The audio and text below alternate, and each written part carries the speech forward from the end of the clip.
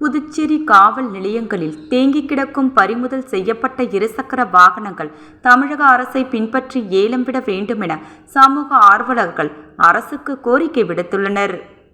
புதுச்சேரி நகரம் மட்டுமின்றி தெற்கு பகுதி காவல் நிலைய எல்லைகளுக்கு உட்பட்ட பல்வேறு இடங்களில் காவல்துறையினர் சோதனையின் போது கொலை, கொள்ளை, கஞ்சா வழிப்பறி மற்றும் சாலை விபத்துக்கள் உள்ளிட்ட பல்வேறு குற்ற வழக்குகளில் தொடர்புடைய வாகனங்கள் பறிமுதல் செய்யப்படுகின்றன. இந்த வாகனங்கள் வழக்கு முடியும் வரை காவல் நிலையங்களில் நிறுத்தி வைக்கப்படுகின்றன. சில வாகனங்கள் நீதிமன்ற உத்தரவின் பேரில் அவற்றின் ஆவணங்களை சரிபார்த்த பிறகு உரிமையாளர்களிடம் ஒப்படைக்கப்படுவதும் வழக்கம். ஆனால் சில நடைமுறை சிக்கல்கள் மற்றும் உரிய ஆவணங்கள் இல்லாத நிலையில் தொடர்புடைய வாகனங்களை உரிமையாளரிடம் ஒப்படைக்க முடிவதில்லை. மேலும் சில வாகன உரிமையாளர்களும் வாகனங்களை திரும்பப் பெற முயற்சி செய்வதில்லை. அந்த வகையில் சுமார் 100க்கும் மேற்பட்ட இருசக்கர வாகனங்கள் அரியாங்குப்பம் காவல் நிலைய வளாகத்தில் நிறுத்தப்பட்டுள்ளது. அவற்றின் மதிப்பு பல லட்சம் ரூபாய் என கூறப்படுகிறது.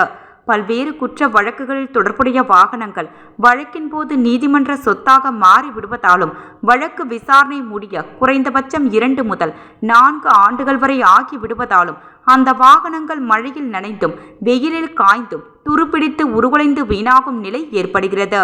இதனால் அவற்றின் மதிப்பு குறைந்து ஏலத்தின் போது அரசுக்கு பல லட்சம் ரூபாய் வருவாய் இழப்பு ஏற்படுகிறது.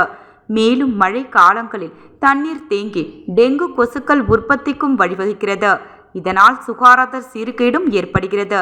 செடி கொடிகள் வளர்ந்து புதர் மண்டியாகி பாம்பு, தேள் உள்ளிட்ட விஷ பூச்சிகள் காவல் நிலையத்திற்குள் ஊரிடுவதால் அச்சம் ஏற்படுகிறது.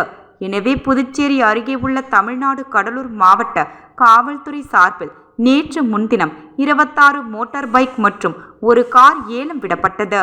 இந்த நடைமுறையை பின்பற்றி புதுச்சேரியிலும் வழக்கு விசாரணைக்காக பறிமுதல் செய்யப்படும் வாகனங்களை சட்ட விதிமுறைகளுக்கு உட்பட்டு ஏலம் விட நடவடிக்கை எடுக்க வேண்டும் அல்லது வாகனங்களை உரிமையாளரிடம் மீட்டு செல்லும் வரை அவற்றை பாதுகாப்பாக நிறுத்த நடவடிக்கை எடுக்க வேண்டும் என சமூக ஆர்வலர்கள் மற்றும் வாகன உரிமையாளர்கள் அரசுக்கு கோரிக்கை வைத்துள்ளனர்.